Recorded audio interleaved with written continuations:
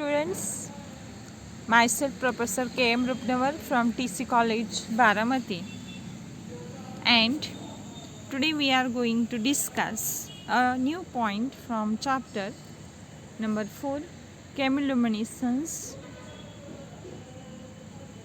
Here initially we have seen a radiative chemiluminescence measurement in which type of cells are used for the study of chemiluminescence, which we have already studied, then detectors and so on. And already we have seen the diagram of chemiluminescent apparatus. In this lecture we will see instrumentation, integrating sphere and quantitative analysis by using chemiluminescent apparatus. Here is the diagram of chemiluminescent apparatus. Here this box shows the light tight box which does not penetrate the surrounding radiations into the system. In the light tight box, mirror is present, cell is present, monochromator filter is present, and the detecting device is there. And outside the light tight box there is a readout device.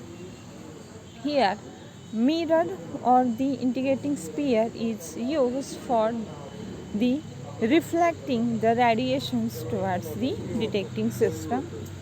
Cell means the cuvettes or the tubes are used. Various types of tubes are used. These cuvettes are also known as a flow through cells.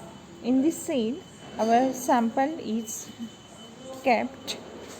Next one is a monochromator or the filter. Monochromator or the filter which works to convert polychromatic radiations into the monochromatic radiations, and after that there is a detector. This system includes the photomultiplier tube as a detector, and here is the electronics, and after that there is a readout device, or this machine is a computer controlled machine. Here sample is here. Here are the reactants reacts and goes to the excited state, comes to the ground state, and then emits some amount of radiations in the front side and in the backward side, and to reflect the radiations against toward the detector, mirror is kept at the left side of the cell. Here is the instrumentation. Light emitted by a chemical reaction can be detected and measured by various devices such as a photomultiplier tube, photographic films, photocells, and the multiple channel detectors. The attractiveness of a chemiluminescence as an analytical tool is the simplicity of detection, and the chemiluminescent reactions are the own light source or the energy source for the luminescence process. Luminometers need to consist light tight sample housing and some type of photo detectors. In the chemiluminescent apparatus, cells are used are cuvettes or the flow through cells.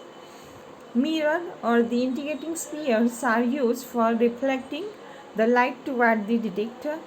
Filter or monochromators are used to select single wavelength radiations, and detector is photomultiplier tube. Next one is a cells. Cells are flow through cells for the chemiluminescent reactions. Sometimes shock tubes are used as a cuvette when the kinetic study of the sample can be done. Here the higher temperature kinetic studies of gas phase reactions can be studied.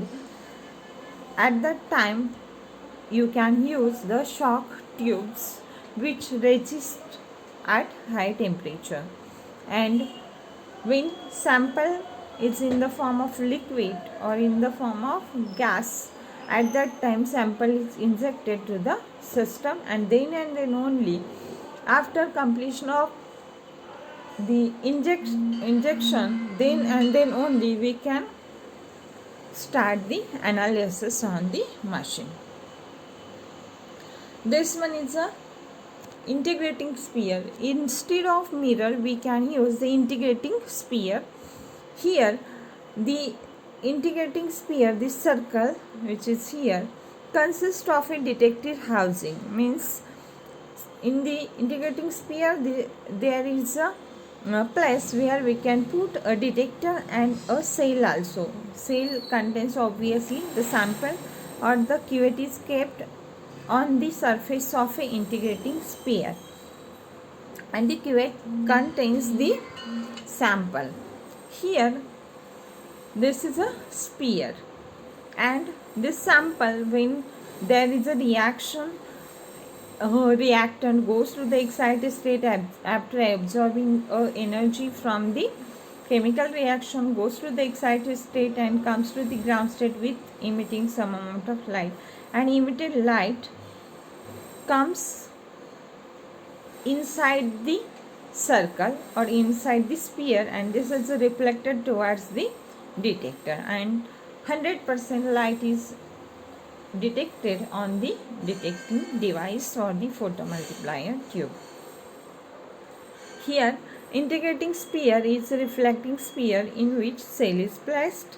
The internal reflective surface of the sphere directs radiation to the detector, which is attached to the sphere through a hole inside in the side. All emitted radiations are directed towards the detector. And detector uses a photomultiplier tube. As you know already, the construction and working of the photomultiplier tube. For consideration, I have given here a diagram of photomultiplier tube. Photomultiplier tube contains 7 to 9 diodes, and initially the electron which goes to the excited state comes in contact with the first diode, then goes to the second, third, fourth, fifth, sixth, seventh, eighth, ninth, and so on, and there is a multiplication of the electrons done, and at the last anode or at the last diode there is a avalanche of electrons or a bunch of electrons, and our signal get enhanced and we can get a signal on the readout device. Here photomultiplier tubes are used widely because these tubes are tubes have good sensitivity, a broad dynamic range, and applicability over a reasonably broad spectral line. Then PMT based systems operate in two basic modes: single photon counting and the current sensing. Means current is also get sensed and the photons also get counted. And the PMT is widely used for the detection of the luminescence. The greater sensitivity comes at a cost, however. Sample housing must be very light tight. Moderate light levels saturate the detector. High levels can cause physical damage.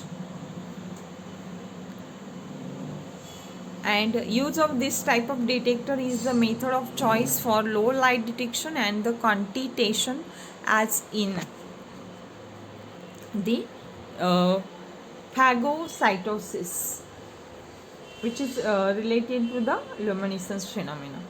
And the photomultiplier tube current sensing systems are also capable of excellent sensitivity and will often read higher light levels than single photon counting systems without any damage.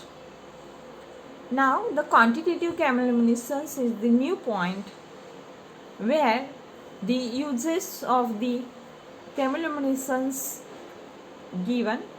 Chemiluminescence has been used for quantitative analysis of a gaseous compounds in the reactor. Then it is used for study of air pollutants like nitrogen, ozone, NO. These gases can be studied by using the chemiluminescence. Sometimes the atmospheric gases are also studied like nitrogen, oxygen, sulfur. Then to identify endpoint of the gas phase titrations, quantitative chemiluminescence